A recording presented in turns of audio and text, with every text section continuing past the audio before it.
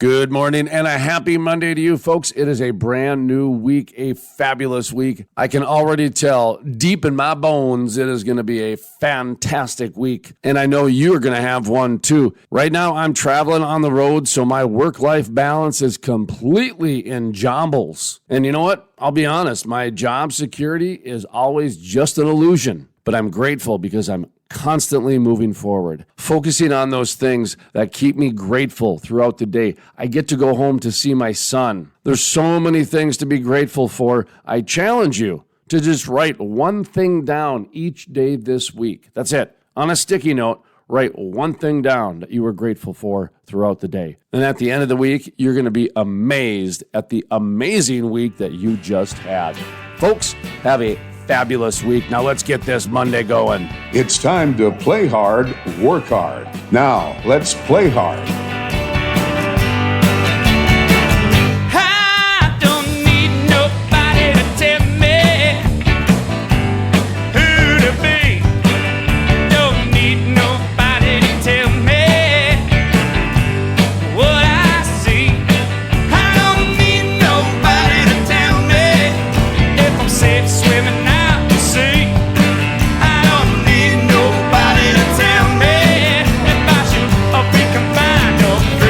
I'm gonna be me. I'm gonna be me. Good morning and a happy Monday to you folks. Play hard, work hard morning show. My name is Jason Spiess, all by myself here in the hotel room as I get ready to go back to the Basin shale play en route from the Permian. Yesterday was in Oklahoma City. We're going to in Kansas today, actually. Wichita, Kansas. And we're going to be back in North Dakota tomorrow. Now, here's what we got going on today. In just a moment or two, we're going to hand the baton off to Shawn Forbes with OG Directory and myself, Jason Spiess, as we were live from the Permian Basin Association of Pipeliners annual Cookoff. We were down there for Thursday last week, collecting interviews, partaking in the festivities and all the reindeer games. I'd like to thank Derek Clark as well as other members of the committee for arranging it. Of course, Derek was my point of contact. That's why I mentioned him by name. Adam Perkins, everybody else down there as well. Thank you very much for the hospitality. Wonderful time had by all. And of course, we'll be handing the baton off in just a moment, handing the microphone off in just a moment or two. But I did want to preview a little bit what's going on this week because it is World Shale Energy Day coming up on March 17th.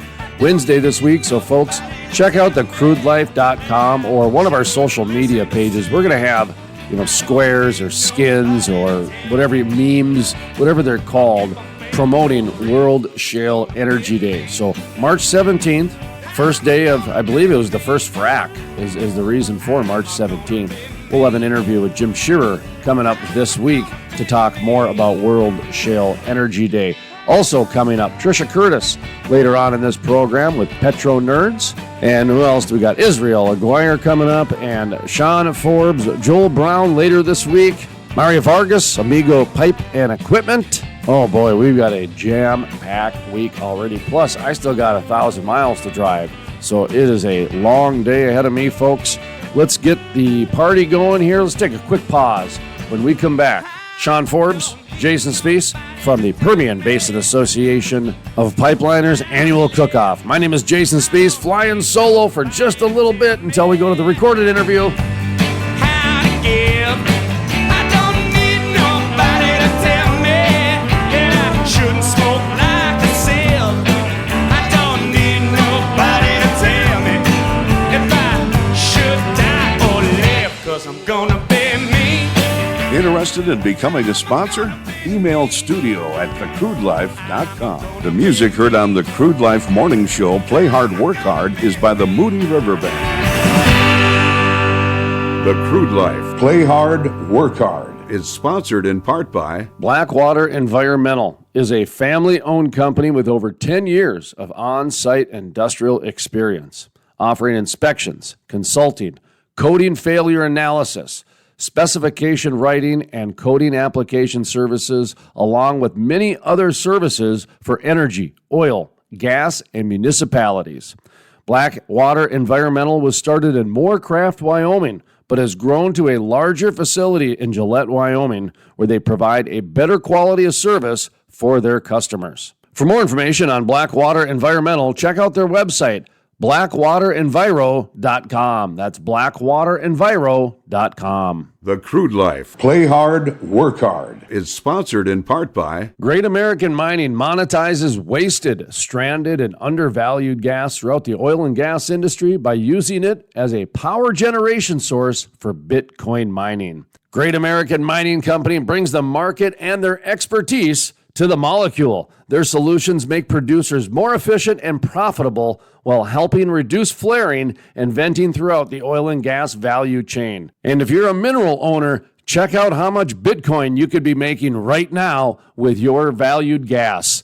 Go to GAM.ai. That's Great American Mining, GAM.ai.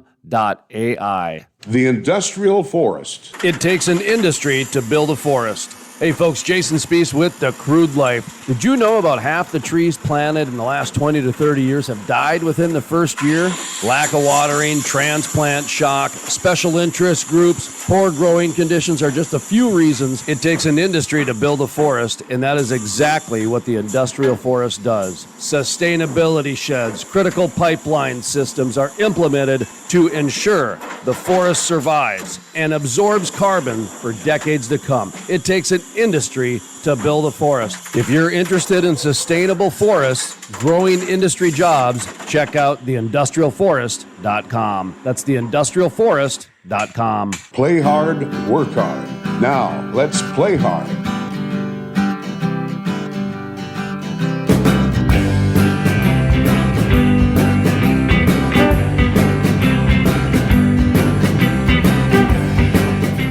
Welcome back to the Play Hard, Work Hard morning show. My name is Jason Spiess. Shawn Forbes is sitting next to me.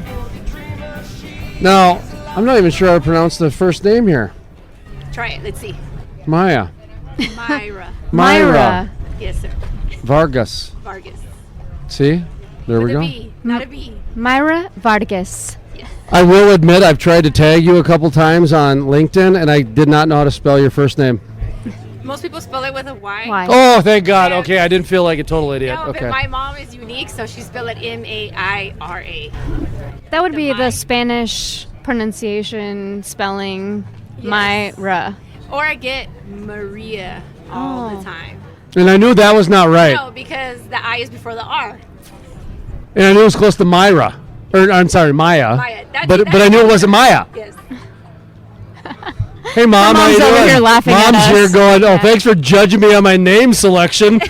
I just processed that right now, like Yes. how much of assholes we are right in front of your mom. She was like, oh my gosh. Yes. I was Sorry, like, Mom. Her name is almost like Maria.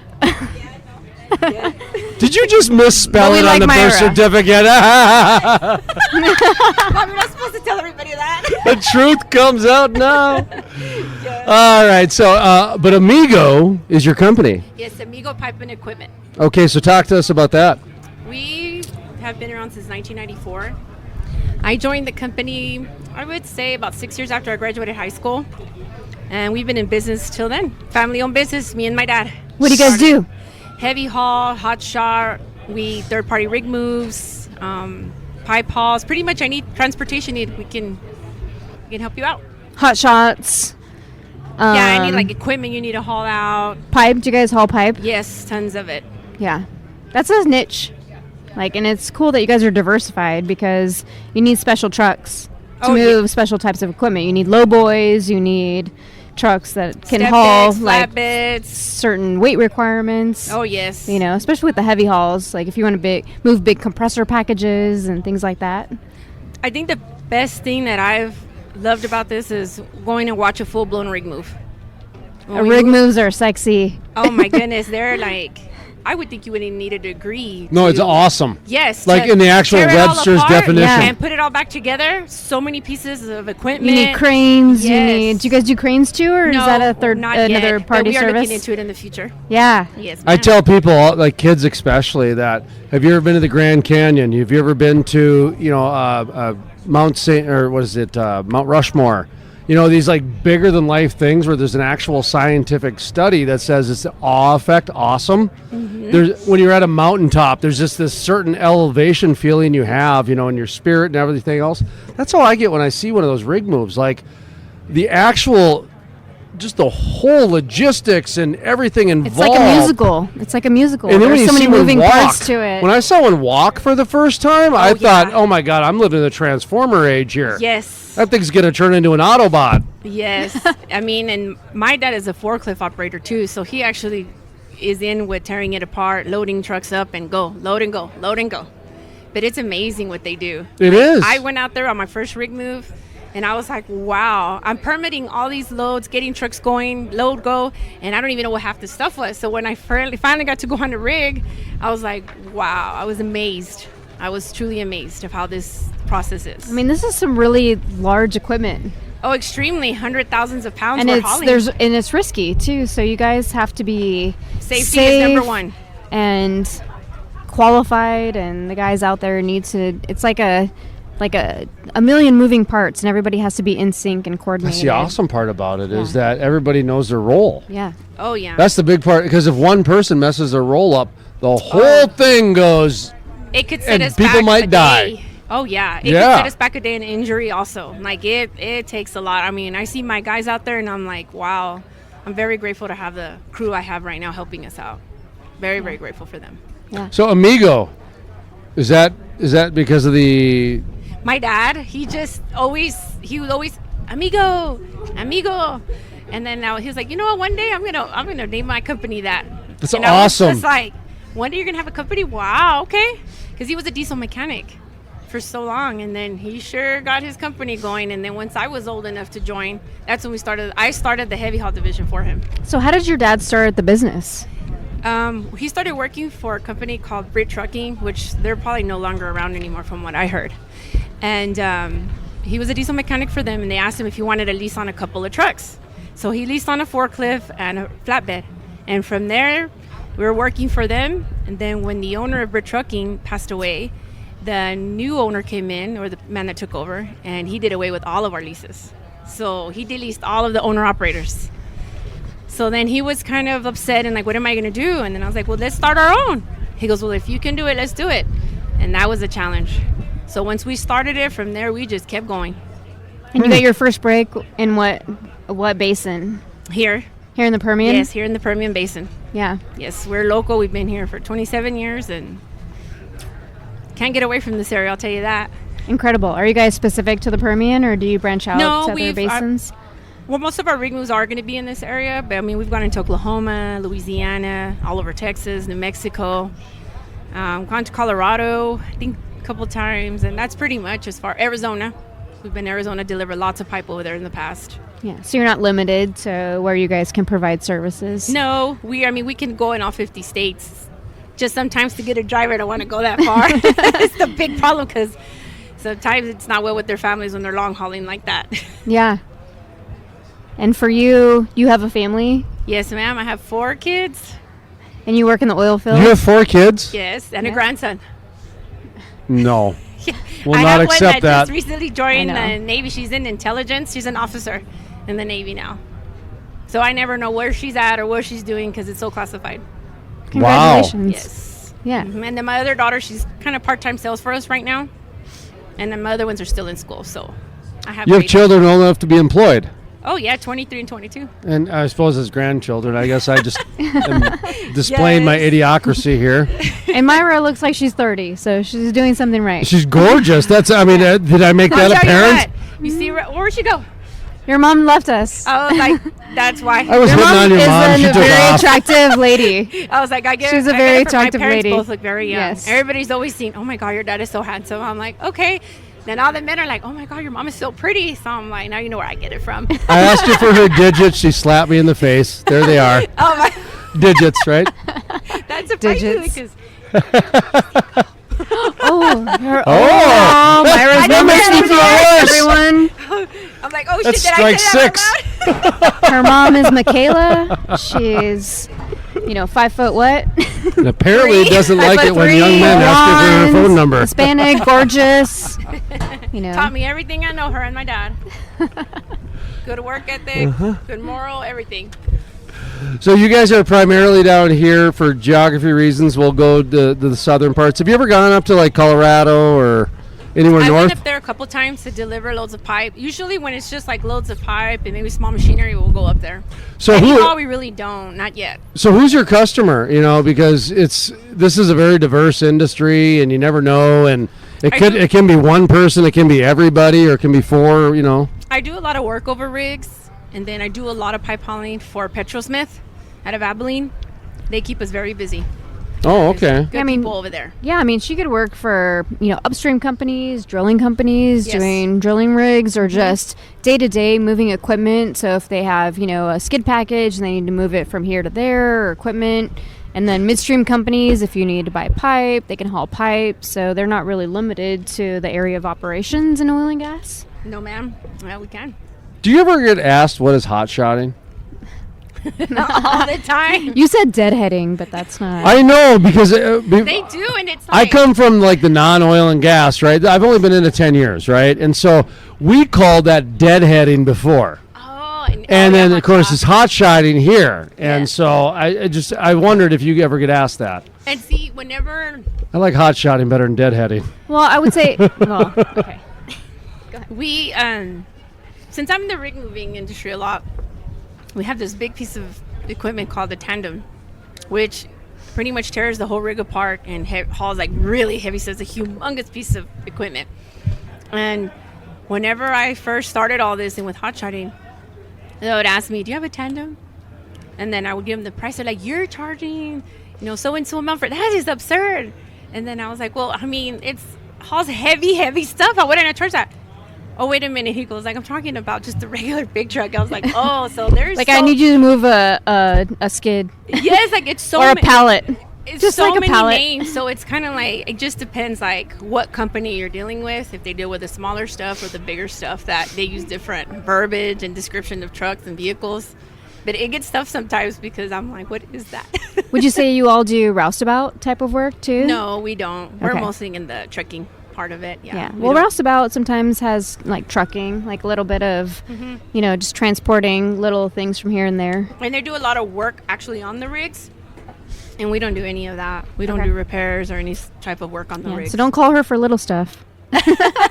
No, we can haul everything. Just oil and gas, little or are motor. you outside of the oil and gas at all? We currently have a project going on in El Paso where we're doing like roads and belly dumps and Getting in a municipality? hauling machinery up there. So we're Yeah. currently a little bit busy with that right now. No, that's what I was wondering, because I'm finding a lot of companies that worked specifically oil and gas before. They're getting kind of a government contract or a third party through a government contract type of a job to kind of get them through. Oh yeah. And if that's what's available, go get it, folks. Go get it. Absolutely. Well, Diversify. We do actually have Hell, huge survive. pipe yard. We sell tons of structural pipe, all kinds of sizes for welders, ranchers. I mean, we do Oh, have. really? Yes, we do. We have a lot. Is that a of it. different name of the business? No, it's or- the same thing. Oh, Yeah. So you So we sell kinda- beams and like rebar, maybe? No, just mostly the Like pipe structural stuff. steel? Like 18-inch, 24, 26. Like a lot of welders use it to do their projects and stuff, to build cattle guards, or ranchers to fence all their acres of land and stuff like that. Oh, awesome. We also do that. Because your company name is Pipe and And equipment. equipment. So what is the when equipment originally- side? That's originally Yeah. what it was, just equipment and like the pipe and all that stuff. And then we used to do a lot of flow lining as well. And then then we diversified into the trucking. We've been doing it since then too. How you feeling? Good. Had some surgery. We don't have to get into that. You had some personal surgery, non-work related, just Yes. Health-wise. health-wise, Weighing and great, recovering. non-cancer health-wise. We almost got to Yes. say that in today's She day is and strong and out and about. Yes. Can't laugh Taking too it hard. Easy. Can't drive yet, so I have to have a chauffeur. age. Oh, Is that why your mom's here with you today? Well, she's been with me this whole time. I'm so blessed that she has been my biggest support system. She has been by my side through this whole process of That's what she recovery. tells you. Sounds like you're her wing woman now. Yeah. Yeah. So, talk to me a little bit about that, because how long were you laid up after surgery? I went into surgery February 24th, And the first week, I could say, was very agonizing pain. Yeah. And I had a little side effect from it. So we had to get that cleared up. And I think that's what made it worse. I think the side effect was worse than actually the surgery. That's Okay. what did it for me. Oh no. How about with when it came to like work and stuff like that? Were you finding yourself trying to? Well, I mean, everybody's working at the palm of their hand now. They got a cell phone and a computer. I was on my deathbed putting out radio shows, so I get it. Figure out how to stay in touch with people. Oh, you yeah, know, even through diversity or sickness or whatever. I'll tell you what, technology is awesome because that phone is like your life is in that phone. It can do anything nowadays. Yeah, The I only mean, thing you couldn't some do people for me look was my down upon billing. it, but it is what it is. Some people, that's every day they work, It is, regardless if they're on their deathbed, hospital bed, or doesn't matter. That's just what they got going. You lose that phone and you're like, Yeah. oh my God, like you lost a kid or something. It's, Yeah. your whole life is in a phone. I realize that. Well, you were active a little bit during your surgery and bedriddenness and everything I think else. for the So. first 4 or 5 days, I was actually stuck in bed. I didn't really Yeah. do anything. I couldn't. I just didn't want to push it and risk like internally damaging something. So I had to really take my time. And I'm a very outgoing, sociable person, so that was really terrible on me. Now, I assume your place of employment, your family-owned business, was cool with all this. Well, the only reason it was unfortunate, it really was, you know that saying, when it rains it pours. Well, it didn't turn out good because Monday morning my safety guy, which is like, he's like my right hand man, he calls and says, I have something to tell you. And he was just so out of it. And I go, what's going on? His mom passed away. Oh. So dealing with my surgery schedule on Wednesday and then his mom passing at the same time and having to go out of town because his family lives near Lubbock. I mean, that was a really hard time on the company because we're the only ones that do all the billing and dispatching. So we went through a really tough time at the company. But I'm very grateful that our customers were very understanding, and we were behind on some of the. I never thought of that. That's gonna be hard because at the end of the day, I suppose what you had was an elective as opposed to like non-life threatening. Well, it's not. It was an elective. Like the doctor, I had to. Oh, they did. Okay, yes, okay. I had to have it before it turned into a serious, cancer or anything like that. Right. Okay. Yes. Because I've heard of surgeries where they're like, they scheduled 6 months in advance, and then. No, this was scheduled like 3 weeks ahead of time. Oh, so this was like Yes. Okay, so this was a very aggressive preventative, we'll call it. Yes, it Yeah, was. okay. Yes, sir. Oh, okay. And you're fine now? Yes. Okay. I'm out here. Well, you're here, but so am I, and I'm never fine. But I'm out here and no drinking for 6 weeks, so there goes that. so you're half But okay. you're healthy and you're recovering. That's the most important part, yes. Yeah. Because that would slow down my recovery process, and I'm not trying to do that. Well, anything you want to make sure we mention before How do people we get a hold of you if they want to hire your services? I'm also on on LinkedIn. They're Myra Vargas. Maira. Yes. V with a V like in Victor, Argas. A lot of people tend to spell the B like Vargas. I don't know why. Oh, I know how to spell your last name, but not your first name. Yeah, I a lot of screw people that up say, every time. Oh, B like in boy. I'm like, no, V like in Victor. Vargas. Yes. I've actually gone on LinkedIn and done the @ and started spelling your name just so I knew how to spell your name. I'm not lying. It's You're not the only one. I have so many people like that would message me or write me stuff. A lot of support and stuff, and they say Maria. But Yeah. I mean, to me, it's not polite to correct that, especially when they're being so supportive for something. Yeah. I just You let can't it go. fault Like, that. yes, yeah, that's what their intention was. Just like, hey, by the absolutely. way, my name's Myra, and now that's going to cost you 10%. Because Because you messed up my name. my last name is Spiess. I mean, so we get that mispronounced. I say Spies. Constantly. I say Spies. And the not federal Spies. government I think I called said me spies. Spiss. Spies. That's normal. I I said get spies. spies all the time. But to have the government call you Spiss, Oh, no. that's just one letter away from piss. I said spice, so That's normal. But anyway, so What's your phone number and email address? websites, all that stuff. My number is 432-438-1848, and my email is m.vargas@amigopipe.com. I'm also on Instagram and Facebook. We are currently working with a web designer to get our website up and running as well. Call Myra. They'll move your shit. Yep, we can move all of it. Handsome. She's lost in the wind.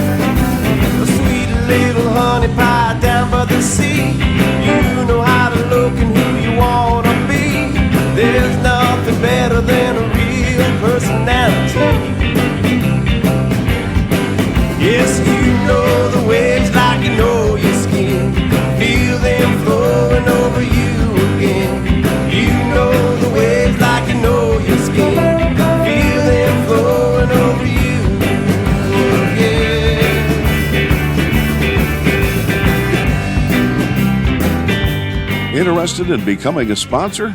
Email studio@thecrudelife.com. The music heard on the Crude Life Morning Show, Play Hard, Work Hard, is by the Moody River Band. Girl up in your world, the earthquakes wanna shatter your pearls. Simple breeze coming in my way, blowing down the San Andreas. The Crude Life with host Jason Spiess. So there's still people without power as of this morning. You know, right now I think there's very limited driving out there in West Texas. They're generating about 5% of the power today in Texas. Sensitive microphone because I just poured a glass of water because we don't have running water here yet. I mean, this has been a very trying week for a lot of people across the state of Texas. There are, and let me just say this, I'm sorry that so many Texans were let down by their grid. On the phone, talking with us today, Chairman Christy Craddock of the Texas Railroad Commission. We have roughly 470,000 miles of interstate and intrastate pipelines in Texas, and roughly another 500,000 miles of gas utilities lines in Texas. So we have a lot of, and gathering lines are in that 470,000 miles as well. So we have a lot of pipe in Texas. We're the largest pipe state by a sixth. It is a very challenging day in Texas right now. The grid operator is projecting that nearly 3 million homes in Texas are without power today, and there's... It's already snowing here in Lubbock again. I mean, I thought it was supposed to be sunny today. So I'm from Odessa, and that's a big part of my district, but I also represent, in addition to Ector County, 3 other counties in the Permian Basin. So Andrews County, Ector County, Ward County, and Winkler County, but all in West Texas, all in the middle of the oil patch.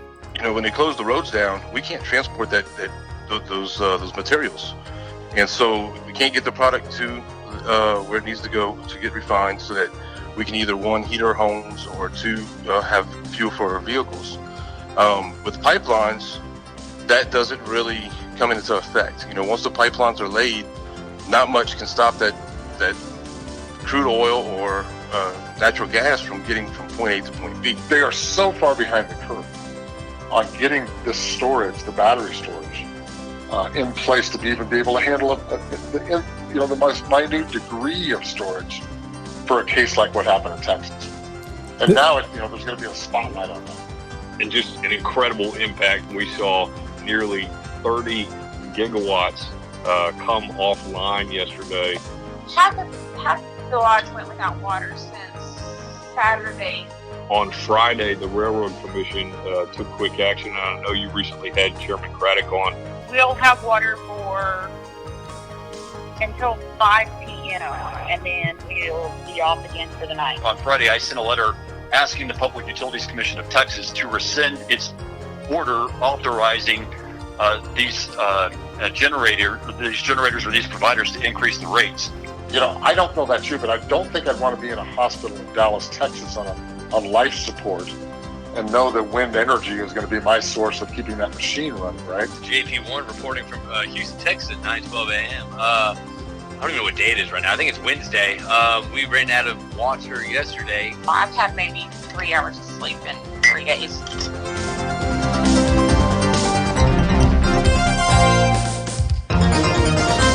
Play hard, work hard. Now, let's play hard.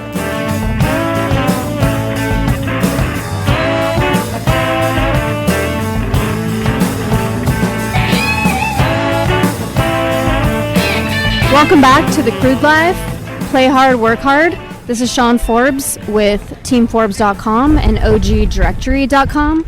I have Jason Spiess here as my co-host, and we also have Israel Aguirre here with TRC Construction. How are you doing? Pretty good. How are you doing? I'm good. We're here at the Permian Basin Association of Pipeliners annual Cookoff, and there's been a lot of amazing barbecue here today. There's been a lot of amazing barbecue, and I'm glad you mentioned that. The Pipeliners Association, that's exactly where I'm from. I'm a pipeliner by trade, and a pipeliner is how I'll probably die. Well, you started out as a welder in your career. I am. By trade, I am a welder. I broke out 12 years ago. Now moved up to general superintendent. Now I'm an operations manager at TRC, and I'm proud to say that a lot of people get the opportunity but don't actually advance at it, and it's just, it is what it is, and now I'm here. I'm taking the bull. I'm grabbing the horns by the bull. The bull by the horns. There you go, something like that. How'd you get to be a welder? That's a very difficult job for nowadays. It for is. a kid to do after high school. It is. So I actually took welding in high school. You did. Yes. Introduced to it in high school. Yes. Great. Okay. So my background is that my dad is a carpenter, and so I took wood shop. I just thought it would be easier. Easy A, Okay, so you got some trade in the family. Yes. And the following year, the teacher said, "Hey, you should try metal workshop." The following year, and I did. I liked it. Mr. Clantonhoff introduced me to a lot of cool stuff. I wanted to advance in the welding trade, and I did. I came out here, and that's pretty easy to do here in West Texas and in Permian Basin. We have a lot of welders out here, so it's pretty easy to do. I say that, but there was a lot of good help that I had. Ernest Galindo is a well-respected guy in the area. William Mosby, another well-respected gentleman that worked for BJB. So I had a lot of help moving up, and I do appreciate how people can just help people, and that's what we're all about in oil field and oil community, people helping people. These events, we look around and it's just, to us it's just cookouts and having fun and all that, but it's networking. We're helping each other. Connecting with people and getting to know people and talking to them about your services. So tell us what you guys do. TRC, we specialize in the Permian Basin. We specialize in pipeline and facility work, from grassroots all the way up, turnkey. Construction? We just do all the construction, even maintenance. ILI. We do things like that. Dave Sanders, he was with us here at this tent, and he specializes in I&E. So long story short, we do a little bit of everything in construction. Nothing too big, nothing too small for TRC. Do you build homes? We can build homes. No kidding. I'm just wondering, with the name like TRC Construction, have you ever gotten somebody say, do you build homes? Well, and I'm glad you mentioned that. So I really am glad you mentioned that. We in this community, you have a lot of corporate and a lot of mom and pop, and what I like about TRC. So when I was trying to venture out with TRC, the thing that stood out the most, that it's a family that owns TRC, is Terry and Rose Carter. I think that's what TRC stands for, but they came with some other slogan that I'm not going to bring up, trust and whatever they said. It's Terry and Rose Carter. That's what I say. But with that said, it's a corporation that you can trust. The bigger people in the field can trust TRC because of their background, but also the smaller people, and I'm going to point out myself, can trust TRC because it's a family corporation.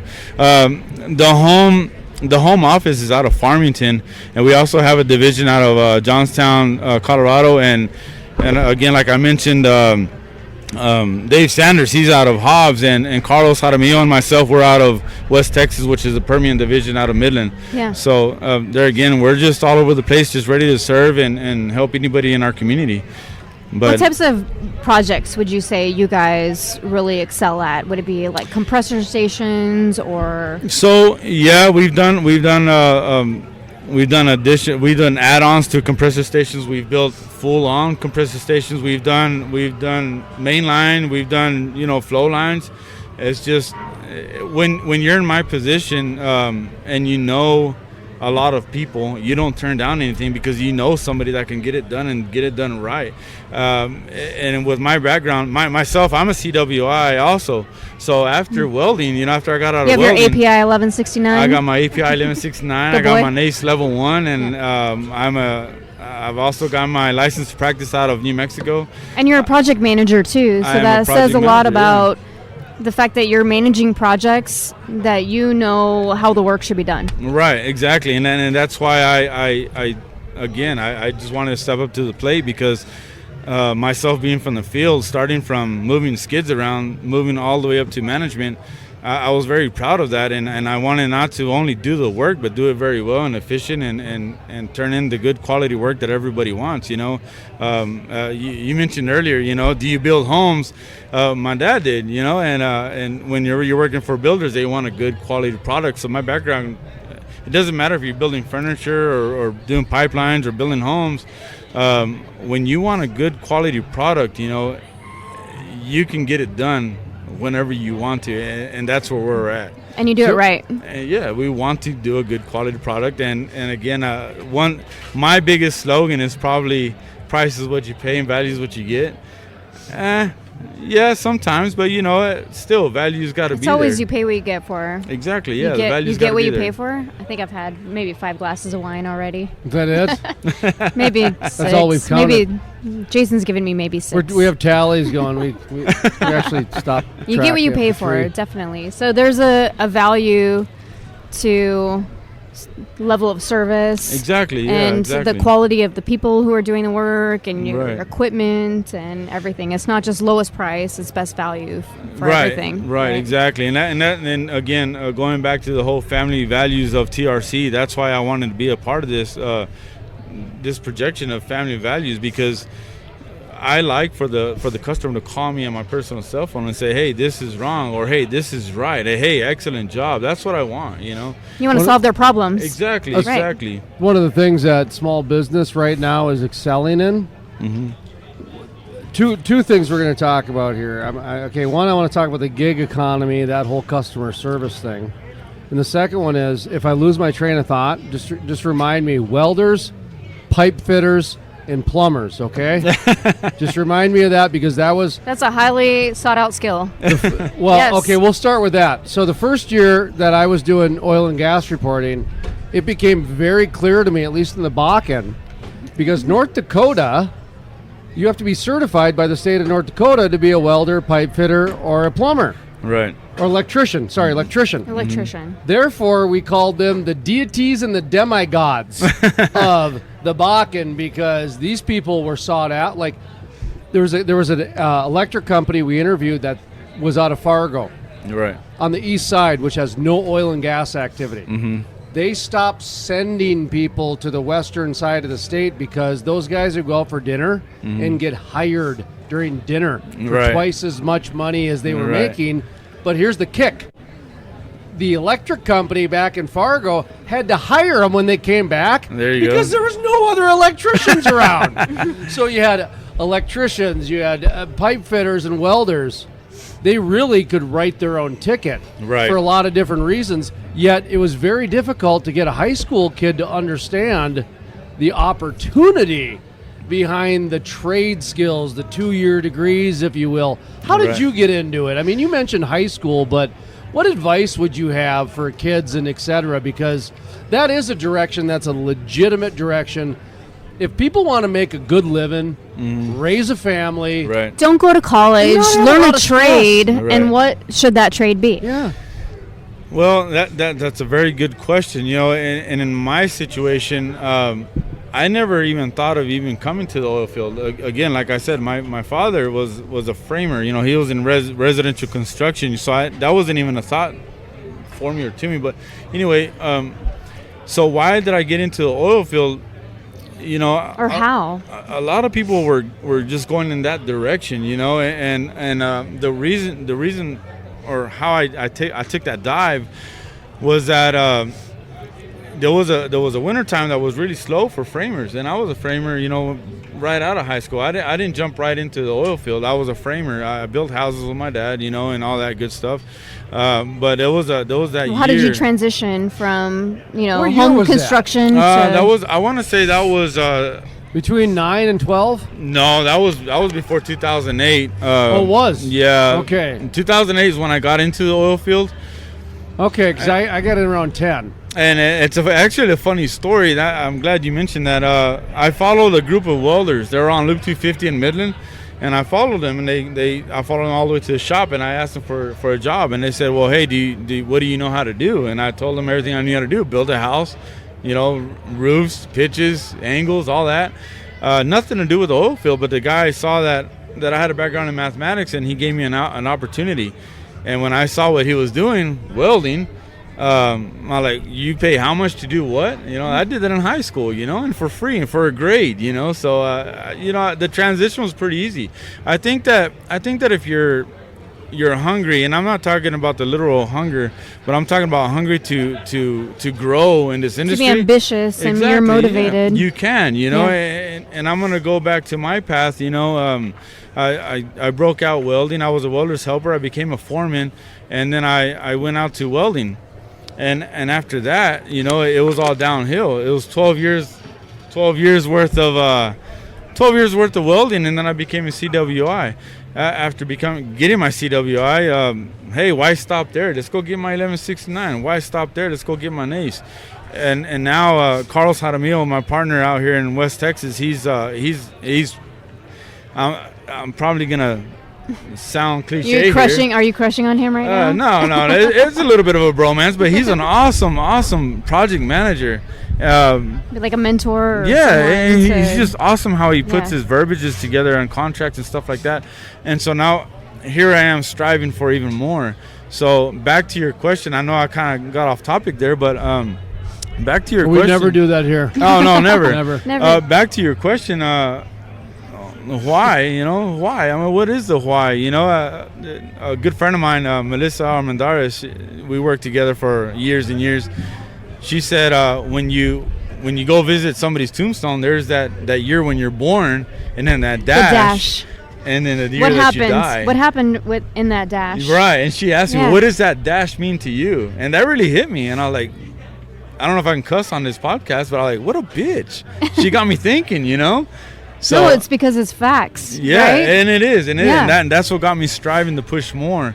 But also, also to top it all off, it was easier in my situation because my wife is also in the oil and gas business. No, and talk about that. You said your whole family is involved in oil and gas. My whole family. My father-in-law, Antonio Leiva, is a general superintendent for Salisbury. My wife is a general manager for Freeman Digaho, which is a JMAC company. Okay. Mario Ronquillo worked years and years for Holloman. We just have family all over the place. I got a brother-in-law named Leo Brito. He's a welding boss at RAC Ventures. Yeah, go figure, right? We're all welders.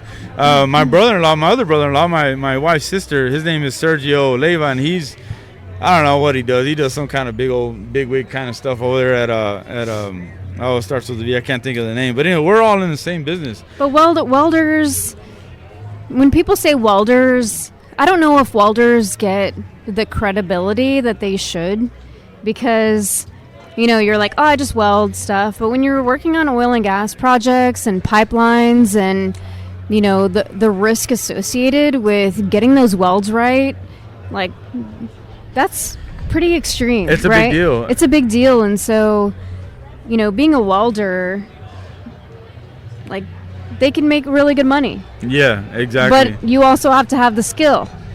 You do. Because there's a thing called X-ray. Oh, yeah, and when people X-ray your welds and you're not 100% on those welds, then you're failing. You're failing at your job. Now you have to redo that weld. You know what I mean? Yeah, it's your livelihood. Exactly. Yeah, exactly. so it's not like you're failing yourself as a welder, but you're failing your company and you're costing everyone money. Yeah. So it's a highly sought after skill. So that's another good topic that I've lived in. There was this inspector that I worked for at Encana, and he said the X-ray truck showed up. Right, they're about to shoot all of our X-rays, and he said, "All right, guys, we're about to find out if you guys are some welding motherfuckers or some motherfuckers welding." Excuse my language, but that's what he said. And you learn throughout the years out there in the field, and it's very true. You have all these codes and guidelines. You have API 1104. You have and I might be mistaken, but a long time ago you had 1107 rehab, B313 normal, B313 severe. You have all these guidelines that welders need to follow. And so, long story short. What's up, Big Daddy? He's getting some love right now. I just had somebody give me a big old smooch on the cheek. But this question came up earlier. Hey, how much does it cost to break out? Yeah. You know, you're probably looking at about a good $80,000 just to get the basics of what you need, but that you can't get that. That's a skill. There's no price for a skill. Right. And not only that, but let's move forward. Let's move 5 years down the line. If I make a weld or you make a weld down the line, and let's say it passed X-ray and it passed hydrostatic testing, even further on down the line, let's say there's a neighborhood, being built around this pipeline. Class 5 pipeline. Exactly. Yeah. And now it becomes a risk to everybody, or to us it's not a risk. But in this neighborhood, they're worried about this pipeline. So that's why inspection is so strenuous, and that's one of the reasons why I moved forward into the inspection aspect of things, because I want to turn in a good, solid product that I'm good, and I'm not miss any sleep over, and I'm proud of. At the end of the day. So what I'm hearing is that you guys actually kind of work with the regulators and the inspectors as opposed to against them. Exactly. Which is a really important thing in today's day and age, because some people like to put a big middle finger on their work. Oh, yes. Absolutely. I'd like to bring up New Mexico into this. We're on a live podcast right now, and we just got inspected by an inspector, and he said that we are violating hotness. He said we're too hot and we need to go. Do you want to know actually a true story? So when I went out to Dickinson, keep in mind I came unannounced. Okay. Out in the Bakken oil field, and we all know the good old boys are real. Right. When you got the police coming to your podcast at your food truck to check permits that don't exist 3 times in a week, somebody's targeting you. So that's what I thought was happening right now. I'm like, oh God, I'm having flashbacks. Who's shutting me down because I didn't check with the right person I before? think they just want to be interviewed, and I we think didn't so even too. ask them. No, they were cool about it. But I had these flashbacks like, oh God, am I going to jail again? No, but they did comment on your heavyweight belt here. Talk about that. The heavyweight belt, the Earth Championship belt. So you'll get a kick out of this here. So what this is here is we entered into an environmental tournament. Mm-hmm. And I'm in the day and age where we're living in a day of crazy. Mm-hmm. So we got to approach crazy with crazy. Right. So I thought, you know what? We're going to enter this environmental tournament by saying that the oil and gas industry is the leader in the environmental movement. Mm-hmm. And I got a lot of facts to back it up. Right. And I did. But then I also said 2 things. Number 1, renewables ain't doable without fossil fuelable. So we had a nice little rhyme and a chant. Yeah. But the main event was that cell phones are the most dangerous polluter on the planet right now. And that caught everyone's attention. So oil and gas kind of went by the wayside. Yeah. But when you think about it, okay, so the rare earth minerals behind cell phones.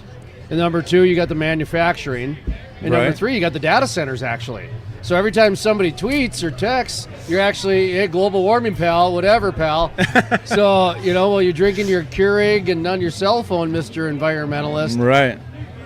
There you go, hypocrite. So we went in with that, and we won. Right. So what I did is we said, well, we're going to get a belt then. And I got my cousin actually trains like Rick Rude, Vader. His name's Brad Rangens. He was a wrestler. So we called the company that makes the belts, and we said, we want the belt that Brock Lesnar wears in UFC and WWE. Brock Lesnar, okay. Oh, yeah, this is a 15 pounds of eco authority, baby. Okay. Because we're the Earth's champion. And we had the belt, so we go around, and it's working really well. We connect with kids, we connect with adults, liberals, Republicans. It doesn't matter. It's a very non-threatening, non-polarizing way to begin a conversation. Right. Social media savvy behind it and everything like that. So that's kind of the Earth's Championship belt. Johnny Green's not here today, but he's let us use the belt. Frackleberry Hound, who's under your feet, is the mascot. And we're looking for recipes right now. We're looking for recipes for a Frackleberry Hound cocktail. That's right. Mix. So if anybody wants to submit a cocktail mixture. Mixology, with various ingredients about what a Frackleberry Hound cocktail should look like. So one of our guests said, Frackleberry Hound, that sounds like a cocktail. Send your submission brown. to studio@thecrudelife.com. It should be brown. Brown. See, okay, brown. Huckleberry Hound. Yeah. So two things to go along with the Earth's title there. I want to add on to this. Right out of high school, well, even before high school, I was a boxer. A boxer? Yes. Okay. I was a boxer, amateur. Not UFC, boxing. No, boxing. Like straight up boxing. Yeah. Okay. I boxed for a small club out of Odessa, here in Odessa, called Twin City Tigers. And then I since I was from Midland, there was another club that opened up called the Midtown Soldiers. Check them out on Facebook; they're all over the place. Frank is the coach. Lalo's the brother of the coach, and he helps him out quite a bit. That's what I'm doing now on my pastime. After hours, I go out there and I help out with the kids. I won a belt about that size. Probably wasn't as heavy. It was probably plastic, not gold or something like that. But anyway, that was in Kansas City, Missouri, years ago. So at the age of 24, I retired from boxing as an amateur, and I made a decision. Hey, I want to teach kids my craft. Away from welding, right? This is boxing. So I brought up some kids, and they went all the way to the nationals, and now I'm in there again. All this started because my daughter wanted a box. Well, I take that back. She didn't want to box. She had an attitude problem. I said, hey, let's get this adjusted.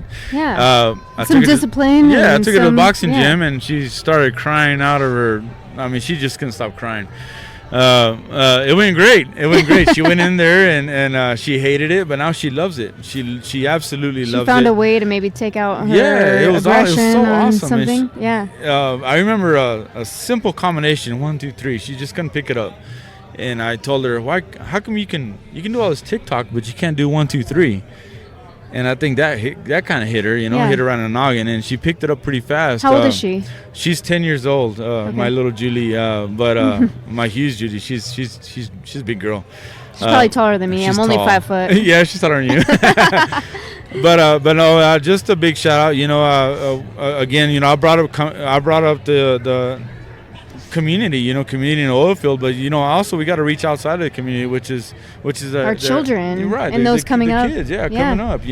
We have the Boys and Girls Club right next door, and across the street from them we have the Midtown Soldiers, which is the box club that I'm helping out at.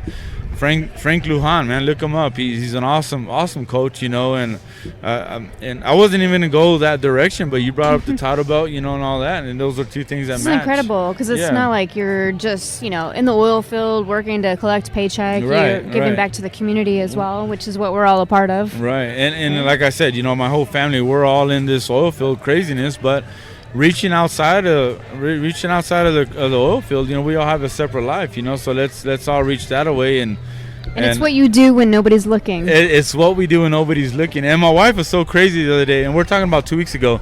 I was working the midst with some kids, and she said, I didn't know this side of you, and she started recording me. It's just, there are little things that you don't know that makes an impact, I didn't know. To me, it's just working the midst. No big deal. It's something that I do every day. But to a lot of people, it's a big deal. And when I finally understood what she was talking about, like, hey, maybe I should help out some more in the community, So that's awesome. I just want to throw that out there. And again, we're out here having a good time and barbecuing and doing ribs and all that good stuff. But we all got a life outside of this, Let's help out with the kids, growing up, because we're gonna count on them when we're all old and can't walk. So I just wanted to touch on that real quick, since you brought up the title belt on Earth. TRC Construction, once again, who's your customer? Israel Aguirre, how do we get a hold of you? You can give me a call at 432-210-7793 at any time. Our customers right now would be Kinder Morgan. A longtime customer of mine, when I worked for another outfit, would be DCP. We've done a lot of work for Chevron. We've done a lot of work with Diamondback. Midstream companies. Yeah, a lot of midstream companies. Wade Johnson, he works for Diamondback. We did a lot of work for him, and we have a relationship going way back. Mm-hmm. Way back when, as a welder. That guy hated welders. No, just kidding. I know. Energy Transfer, we have Rod Bratcher. He was a judge here today, so that was good to see him out here having a good time. Who won today, by the way? Do you know? I don't know. after we got second place, I didn't really care anymore. You got second place? Yeah, we got second place on chicken. Boy, I'm really out to lunch. We're dude. late to the party. What's going on? There's been winners announced for the Cookoff today, and we don't even know who that is. So we'll have to find out I and feel like catch up. I cheated. I brought out my buddy Gabriel Ornelas. He's with Frank's Barbecue. And I just wanted to. You brought a ringer? No, you wanted to bring I good said, food. "Hey, You man, wanted to bring come help good us food. out. Come help us Brought a out, ringer. and he did. It was awesome. You know, we had a good time. All of us did. You know, and so it was good to see everybody out here. What's your email address? It's IAGUIRRE@trc-construction.com. By Great American Mining monetizes wasted, stranded, and undervalued gas throughout the oil and gas industry by using it as a power generation source for Bitcoin mining. Great American Mining Company brings the market and their expertise to the molecule. Their solutions make producers more efficient and profitable while helping reduce flaring and venting throughout the oil and gas value chain. And if you're a mineral owner, check out how much Bitcoin you could be making right now with your valued gas. Go to GAM.ai. That's Great American Mining, GAM.ai.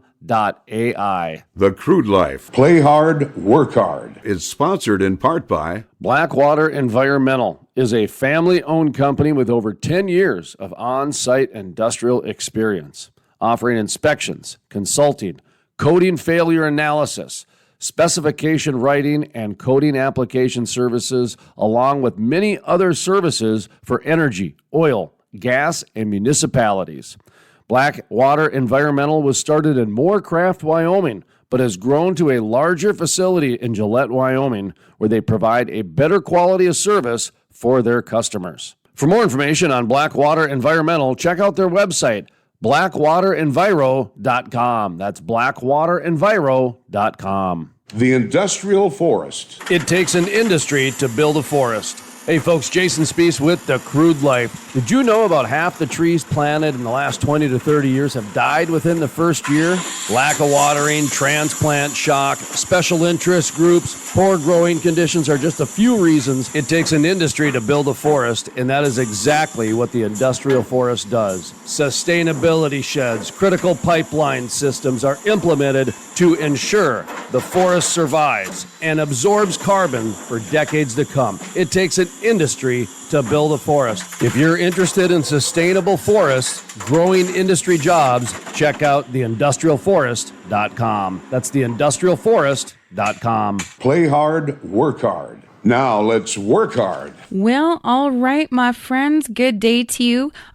Lucky for us today, we get to speak with Trisha Curtis, and she's the president and CEO of PetroNerds. And now, Trisha, you're based out of Colorado, yes?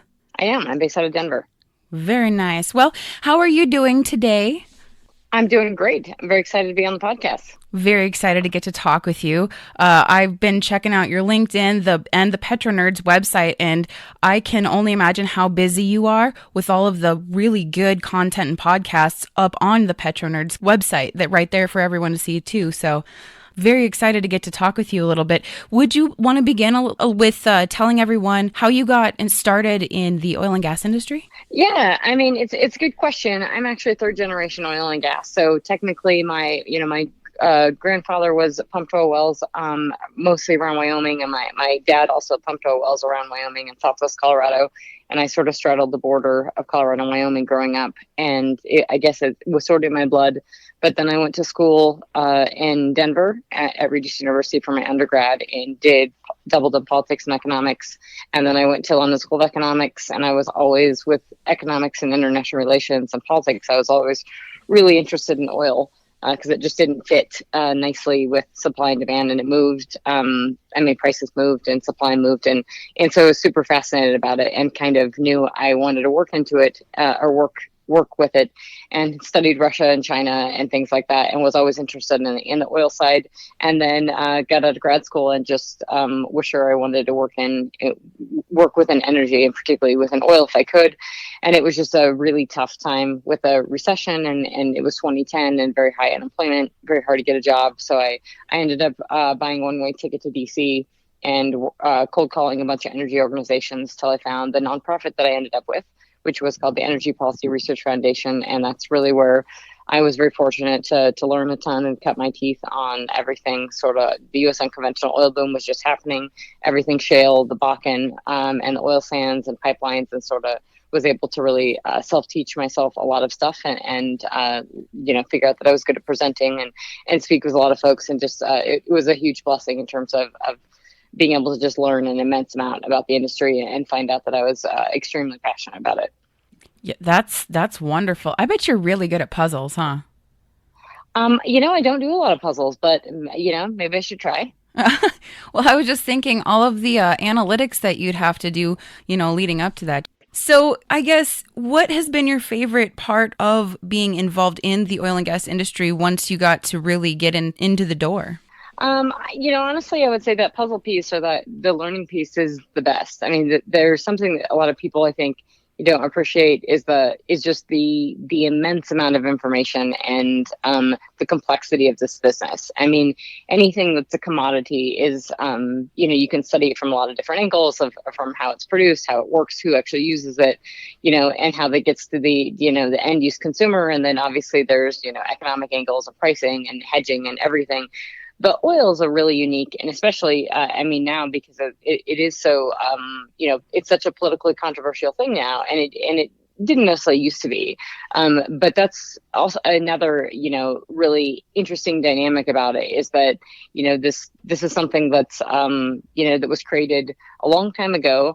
Under the ground, and the ability to extract it through technological means. And that piece of the technology is super fascinating. I mean, if I could just go work on completions, I probably would. And actually, did a bit in a part-time job I had with Antus exploration. And I love the completion side. I love the ability to think about how you actually, pump water and sand down these wells and how this product actually comes out. So that's super fascinating. And the puzzle piece, I guess, of what type of crude that is and where it goes and how it works. And I think, and then pulling all that way up to the big stuff is, or, the best part is really working closely with clients and really working on the business strategy and figuring out how does this, what's the information that they need to know or you need to know to really make your business hum. And a lot of folks don't necessarily understand that they do need to understand the oil and gas industry, whether it's they're kind of involved in it or sort of, whether they're a service company and they're just sort of chasing rigs, or they're looking at, that's the data that they look at as the rigs.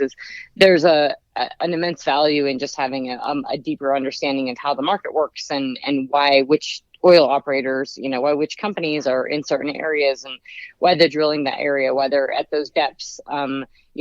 Is that area going to be, are they going to continue to be there? And you have to match up a lot of things with that information on the permitting side and the rig side and the activity. And you just kind of have to, it helps when you study it a lot and you know it and you can explain this information back to your clients and tell them this is what's going on. And it's, I think it's for me, I really enjoy I actually enjoy the challenge of being put on the spot and getting really hard questions of, well, why is it like this? And sometimes the best questions are, the ones that are very basic or the most obvious that a lot of people just don't ask. And it's something like, well, how come the Permian had got all the, why did it take the Permian so long to get all the love when the Bakken had it? And actually having to explain that to a client and walk them through that is a really good thought exercise because a lot of us take it for granted. So I just enjoy my work immensely, and I'm super fortunate to have been, to able to survive it through this. 2020 was an extremely rough year and went through a lot of changes with my business. So I'm very fortunate for that. Oh, I can only imagine. How did PetroNerds come to be? PetroNerds came to be through, so when my colleague and I were both working at the Energy Policy Research Foundation, and I think my boss had often come in and just called. I mean, I would stay up late and I would be at the office. It was a townhouse in Georgetown in DC, and I would maybe come in at 10 in the morning, but I would often be there till 2 in the morning if we were crashing on a project or something. And I think I was doing a big infrastructure project for paper, and I would just stay up late and be putting sticky notes on the walls and, doing all the stuff and then getting, crafting something awesome and stay up late. And I think he called me, I'd have maps everywhere and stuff too. And he called me a petro nerd, and the name kind of just stuck of like, we were true PetroNerds. And then really, I think that the work was great, but we were this nonprofit doing economic policy and technical analysis on the industry, which was awesome. But I think it was my first real job at a college, and I had just sort of tapped out in terms of how much I could really learn and go. And it was a small organization, so I had I had quite a few job offers during those 5 years I was there, and turned them down because right or wrong, I really enjoyed the work that I was doing, and I just didn't think I was going to get that flexibility and freedom at a big company. Now maybe I should have taken that as experience, but I chose to stay, and then I decided to start my own business. And that's just a lot of people probably don't appreciate the intensity of it. You see it on LinkedIn, and you see people like the digital wildcatters that I do my podcast, they host the podcast. I mean, they post on stuff like that, but to quit your job and then start a business, I mean, you just have to be wired in a certain way. So I quit my job in December 2015 and then started the business, and went on with it full time in January 2016, and moved out to Denver, and wanted to bring it back, wanted it based here closer to where things were actually happening. And that's that was 2016, and I can say it was not an easy year either in the business, because as you know, I mean, consultants are kind of the first thing to go. So starting your business out in 2016 and then trying to get work, it was a unique time, but it was probably really good from a learning experience and just like pounding the pavement. And I'm one of the type of people that if you put a challenge in front of me, I'm just going to go on and take it. So that was, I can't say it was easy. It was really, really hard. But it was a really great learning experience. Yeah, it sounds like you've had to overcome quite a bit of adversity to get to the point where you're at now. Do you think that this most recent transition or these most recent changes, I guess, from 2020, well, actually, even since January 20th, with everything that's been going on, even in the last couple of months, do you think that this is going to be more difficult than that 2017 trials and tribulations? I mean, it's interesting because this run up in prices, I think, is actually probably people should be a little anxious about it, because I think it's a little too rapid, a little too fast. So we're sort of clouded, I think, by a lot of stuff that's happening within DC. I think the oil industry probably doesn't have a really deep grasp of how serious the legislative stuff is going to be, and how intense really that Washington and the White House are on their views of the oil and gas industry, and that it is going to definitely be an uphill battle. And I have been on the record for saying this for a while. It's kind of impossible to listen to how the White House is speaking and what they're saying, and also to read through the executive orders to not come to that conclusion. And it is a little shocking to me that that's not what I'm hearing and feeling from the oil industry itself, is that they're sort of prepared for that. So in that sense, I would say that, hopefully those folks in the industry, listen to the podcast, and they, eventually bring me into the boards and talk to them, and have are willing to sort of listen to a different side of this, of somebody who's thinking about what could happen and how you sort of assess the risks and how you sort of prepare for that. But I think 2020 was such a unique it was a black swan event. You couldn't necessarily really predict it. I mean, nobody could have really predicted oil prices going negative, because in fact CME Group changed the rules the weekend before to allow them to go negative.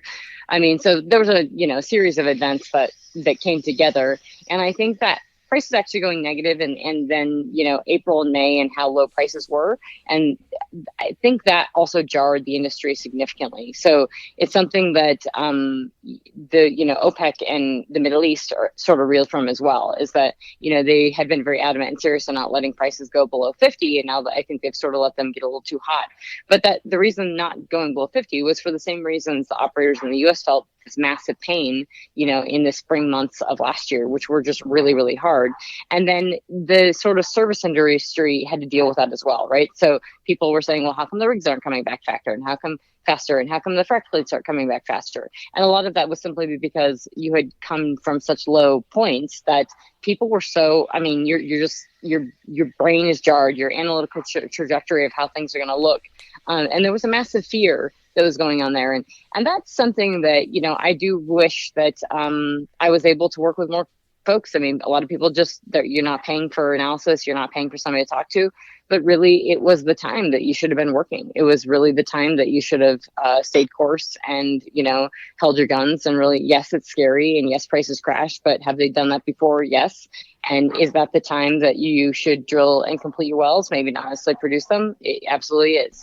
And so it was, that's what the industry does. They sort of duck and cover. But there was folks that we saw. Obviously, if you've seen the rig count and you look at who has brought those rig backs, they're pretty tiny companies. There are a lot of small companies, private equity companies, private players in the Permian that brought 1 and 2 rigs back relatively early, and so they were able to capture those low prices and to go in on it. And I think that's honestly a super smart move, and obviously it looks smart for anybody who's bringing on wells today at these price levels. And I think that's just something people have to appreciate too, is that massive gyration in oil prices, that, high oil prices are not, they're not the answer. And I think folks need to get very comfortable with realizing that these prices are not the answer for long-term stability. Yeah, I guess with that being said, based on our current trajectory, what is it that you think our recovery is going to look like? I mean, you're in the recovery to an extent. I mean, this is the recovery. It's just, I don't think people thought the recovery would have this high oil prices. And it's sort of, you still have operators referencing $50 oil in their earnings calls because that's what they're sort of basing everything off of. And then saying that they're going to give everything on top to their shareholders. And that's true to an extent. I don't think it's true to every smaller operator. So I think you have this sort of everyone just getting used to this and trying to feel the security behind it. But this is, you are in recovery mode. And I think you just have to, I don't think it's not likely that prices are going to correct massively and go below 50 and hit 40 again. I think we really saw that, where price levels, even after prices went negative in April, we sort of came back to this 40 range and we were stuck there. And that was really even with all the demand coming off and all the supply coming off, that was sort of where we were landing. And so I think now it's just, we have to be careful that there is about 8 million barrels a day sitting on the sidelines with OPEC plus, and they will have to come back. And something that the market missed. I mean, the market's been wanting to trend higher. We have the flip in the market where we have treasury yields going higher, and we have tech stocks and Tesla selling off, and we have this flip into the cyclicals, and we have this reflation trade, and everybody isn't worried about inflation. And crude oil prices going up are a huge component of that. I mean, in addition to this massive nearly $2 trillion stimulus bill and higher oil prices. I mean, this is real inflation, and people are seeing it in copper prices and lumber. And when you see oil prices go up that fast, I mean, that's something a consumer feels, and that's inflationary pressure. And I think that's a concern for a lot of economists, but it's a concern for these emerging markets accepting trying to buy these barrels. And it's something that OPEC really has to consider, is that, they will quickly be cooling off that demand pull that they were getting. And in this recent OPEC meeting, they actually allowed, which was not publicized, and the storm that we had in Texas with taking 3 million barrels a day offline, and the refineries, there's still some that are not back up to full speed. That's all helped propel oil prices higher, and I thought it sort of act as the catalyst the last several weeks.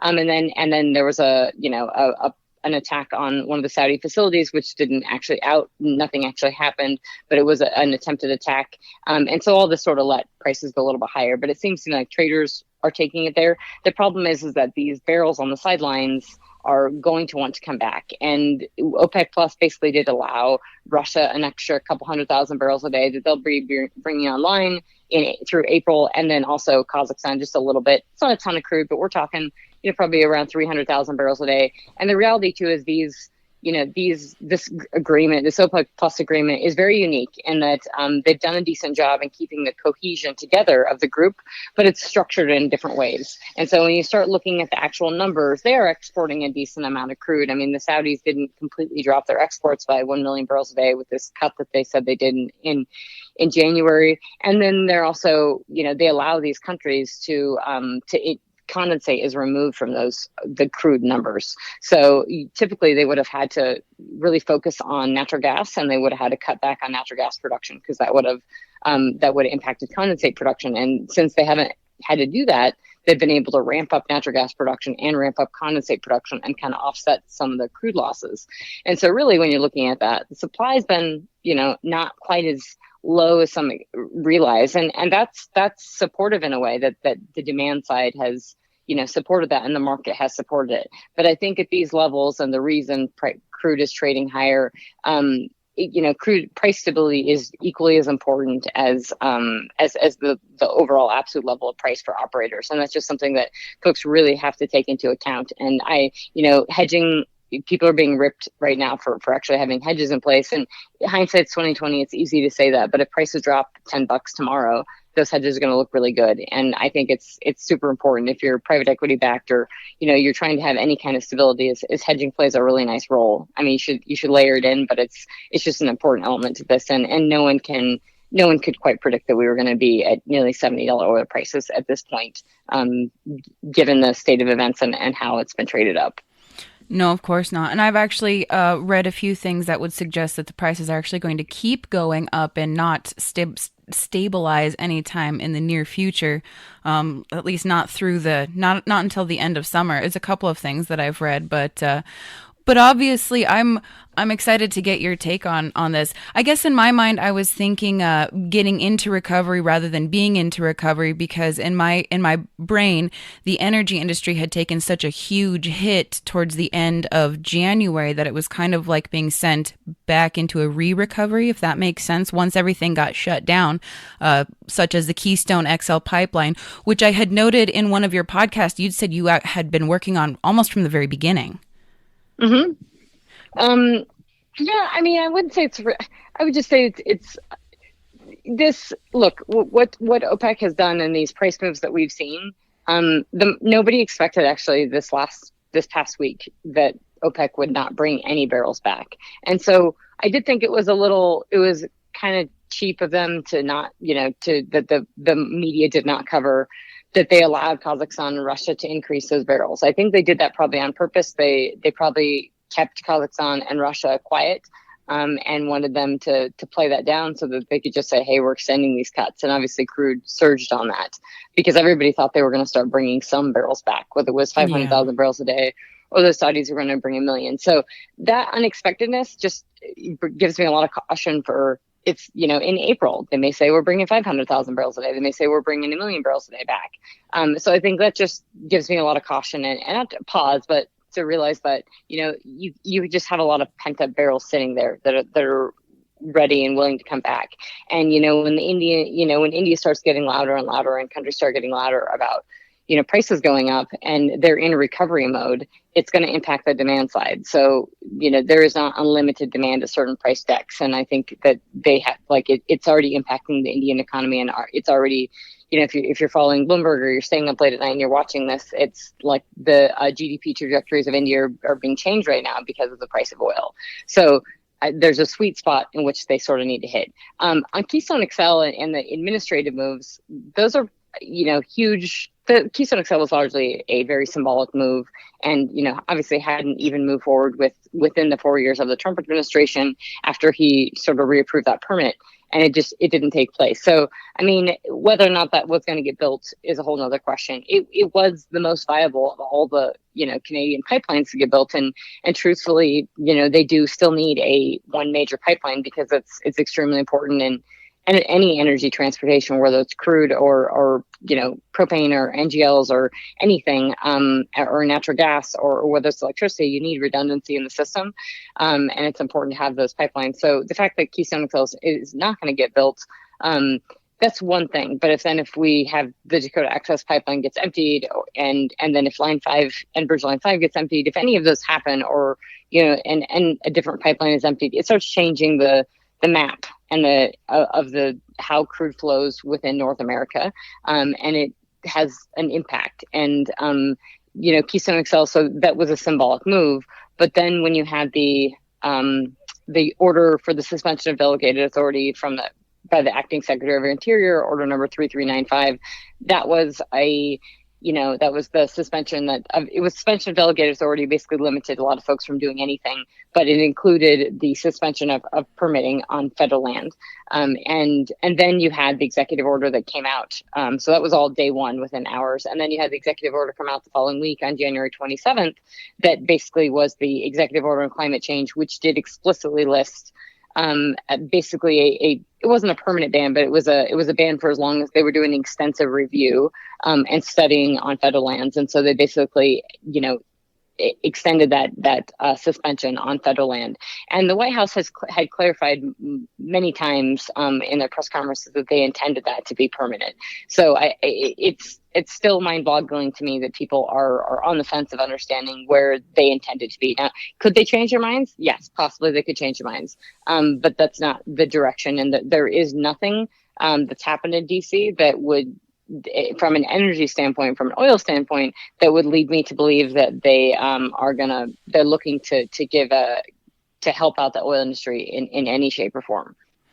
Yeah, it seems like that's not really their goal, though, right? Because all of these changes came about with the specific goal of combating climate change, is the way that I had understood it. Do you think that they're going to be getting to their goal with this method? Do you think that this is going to help? No, I don't. I mean, it's absolutely not. So they're using climate change as a reasoning for doing this, and I'm troubled by that, because if it's, then we're talking about CO2 emissions. So it should be about CO2 emissions. And I put this article on LinkedIn and I've quoted a few times because, The Economist wrote, it's not a bias or really unbiased article either. It's an article explaining, Biden's climate change agenda.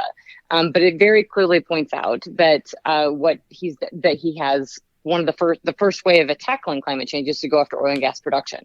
And so if you're going after oil and gas production to tackle climate change, and you're going after the emissions, the emissions from the industry only contribute 1% of CO2 emissions.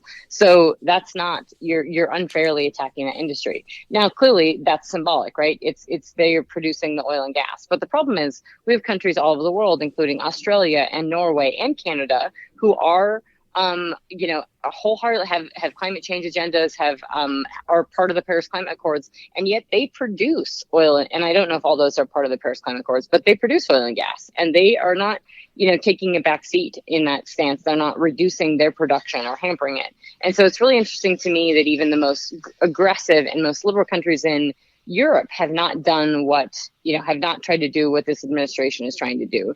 And so it is absolutely a biased and unfair thing to attack oil and gas production on the basis of emissions. And it just means that you're going to be importing, I think it's probably the opponents or folks on the other side of this probably get tired of hearing it, but it's very true. I mean, if you're not producing it here in the U.S., you are importing it.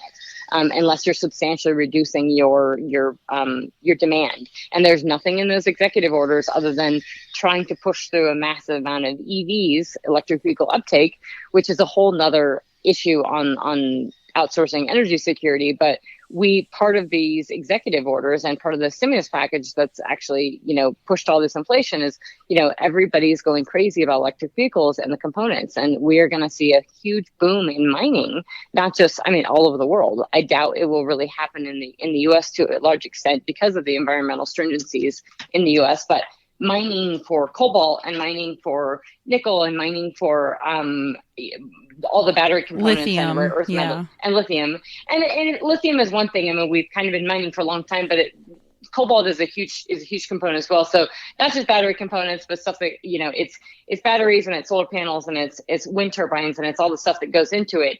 And so it's a huge, that in itself, just that impetus and that demand is creating massive inflationary pressure.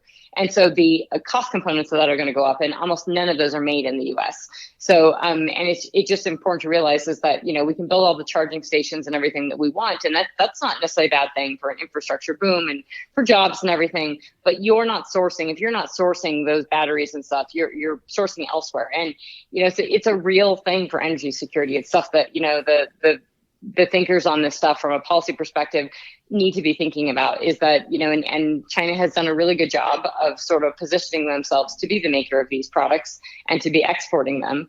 And so we'll be sort of outsourcing that, but it's not none of it's real yet. So this is all very, this is talk. These are in executive orders. And so it's very theoretical, and yet the market's already moving on it. And so it has just really significant implications, I think, for, the overall economy of how it's going to unfold. It sounds really great on paper. I think it's going to be exceptionally messy. And then another part of this, that climate change executive order, is decarbonizing the grid by 2035, like basically having it a net zero. And a lot of things that people don't think about are carbon capture, and I think you could probably do that with some carbon capture, but if it's being all done through renewables, and I'm not hearing a lot of love on the carbon capture side out of DC, at least, our policymakers, and there hasn't been a whole lot of clarity on this, is that you're going to try to rapidly decarbonize the grid. And, most of us got a little savvy with the grid in this big Texas storm and the subsequent storms thereafter. So if you pull up the grids and you see the actual power source and you look at the US, it's, Texas has a lot of natural gas. But because they have that natural gas, they've also been able to have a lot of renewables because the natural gas sort of helps offset that in a time situations. And the rest of the US is still predominantly coal. And so to decarbonize the grid that rapidly is going to have some very fast and jarring implications. And just all these things impact, people's jobs and livelihoods and the economy. And this is not something, this is new. I mean, I've been listening to a bunch of podcasts and doing research on India, and, they have such a huge coal base of people that work and live in coal. And so when they're thinking about how to get off coal and to just change up the grid, it's extremely complex, not just because it's entrenched within their economy and their culture and their communities. It's just that it's something that they use and consume, and there's no easy way to just turn on, to flip it. And It's no different than here. It's a big, country with a lot of, these separate states. And I think we often look to Europe and think of how it's been done there. And, it's been done in some ways, but I mean, Germany still consumes coal because they have a very strong constituency that produces coal in part of their country, and they have never been able to get rid of that. And they still produce it. I mean, the UK is actually opening a deep sea coal mine for the first time in years, a new one that's not publicized and not talked about, but it's because I think it's offshore, and it's not going to power, but it is going to steel. And it's just kind of fascinating to me that the UK is going ahead with a new new coal plant when, in the US we're attacking oil and gas production. And this stuff has happened in history before. And when you flip this hard one direction, you typically have to flip back another direction. And I don't think these things are going to come out nice and cleanly in reality. No, it sounds like we might be looking at a little bit of turbulence. Kind of also sounds like even with these executive orders, we still don't really know exactly what's going to end up happening once the implementation occurs because of different varying issues that maybe haven't been thought of.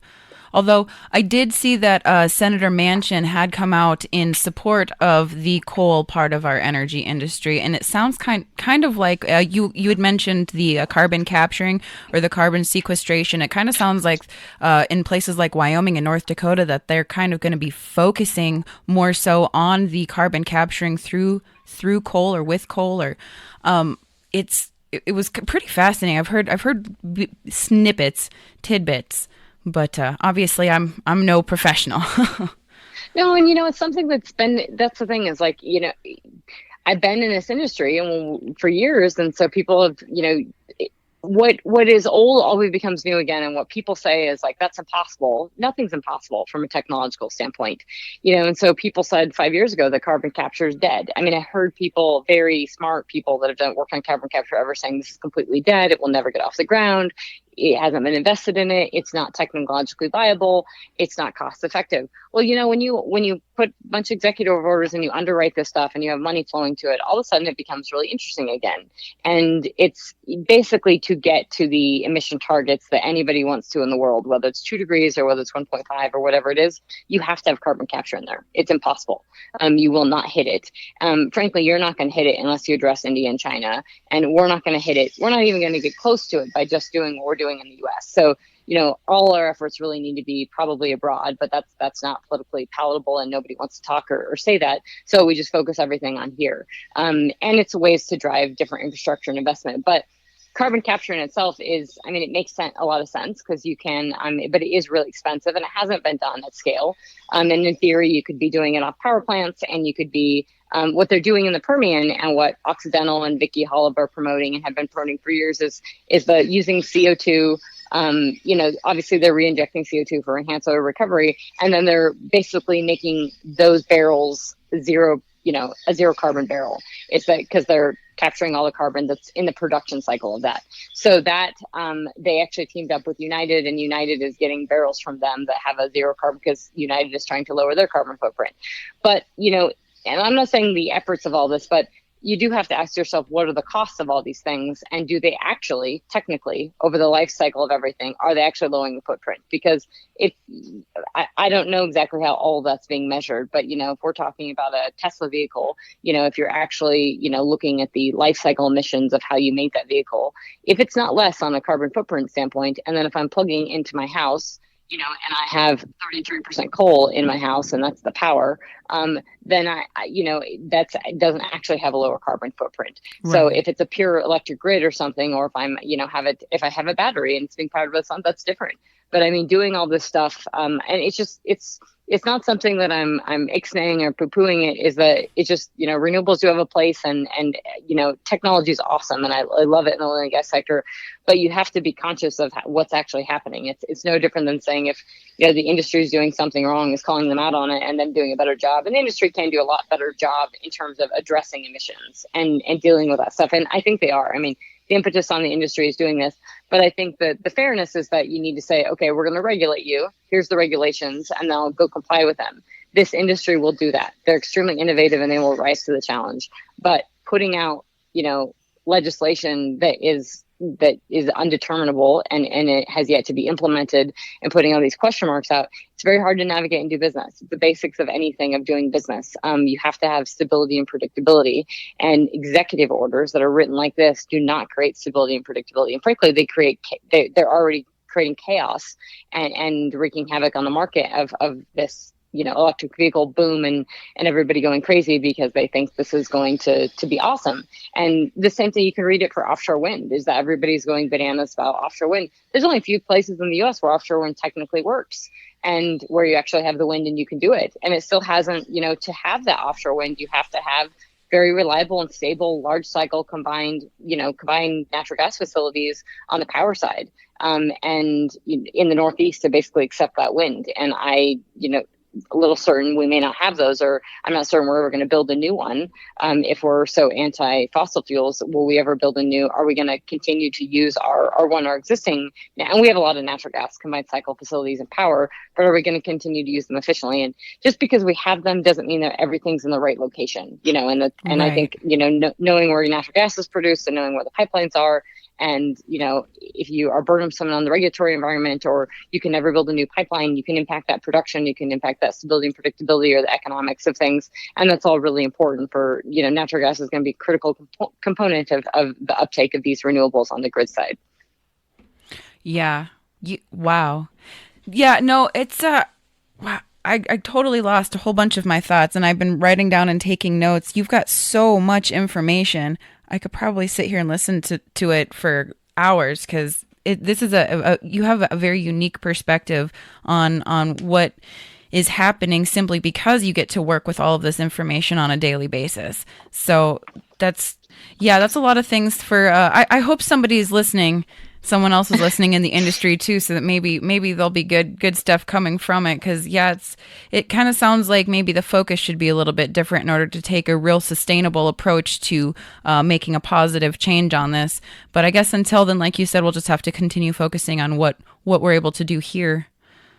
Yep. I think it's a lot of studying and learning, and I appreciate those. Those are kind words, and I did ramble on for a long time. So people probably have to play this back on slow speed, but it's what, fortunately I love what I do. And so studying it, and I think that, there's a lot of ways you can look at this pretty negatively, but I think there's a lot of ways to study it and sort of work around it, and it does create a lot of opportunity, and there are ways to navigate this. So it just that, you have to be smart and you have to have your ear to the ground and you have to be, willing to sort of bust your ass and make it work. Yeah, well, and I think that's true of anything, but it's right now in the industry, I can't imagine that it's going to get any easier for a moment. So yeah, busting butt and keeping up, keeping that motivation and perseverance, I think is going to be the real key. Actually, on that note, because like I said, I know you're probably pretty busy, but is there anything exciting coming up with PetroNerds? I've done a lot in the past, sort of revamping over last fall. The PetroNerds.com has a new website and a new logo. So if you haven't seen it, check it out. It's a small company, but definitely punch above our weight. And I'm speaking at or already spoken, it's recorded, but Digital Wildcatters has an Evolve conference that's on the 10th. And so I did a recording and with the Chip Mulliner, I'm going to get his name wrong. He's the head of Law IQ, or now called Arbo. And so we talked a lot about DAPL and the next evolution of oil and gas transportation.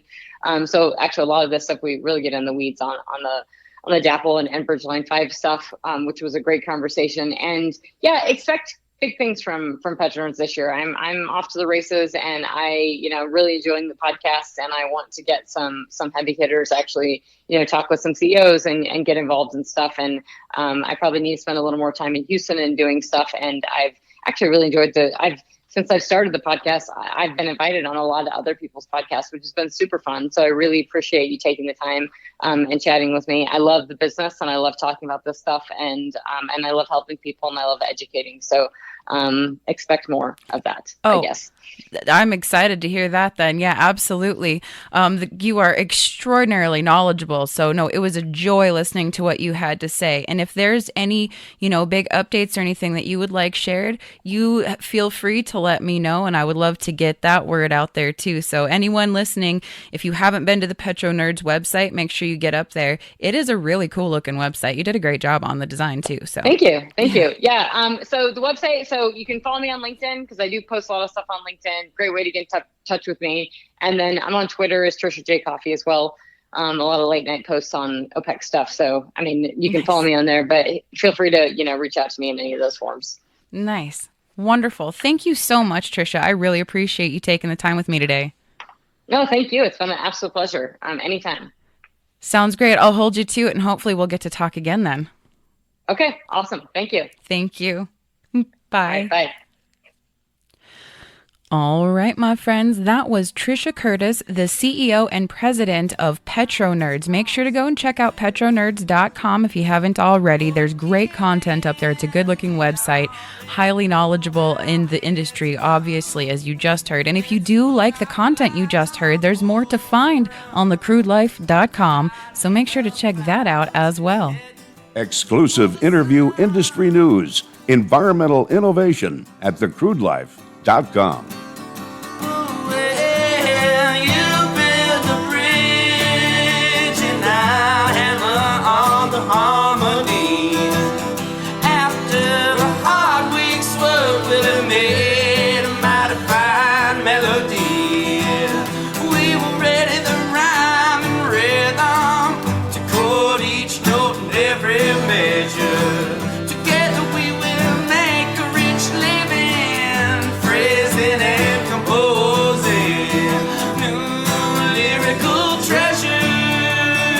Music heard on the Crude Life Morning Show, Play Hard, Work Hard, is by the Moody River Band. Back to the way.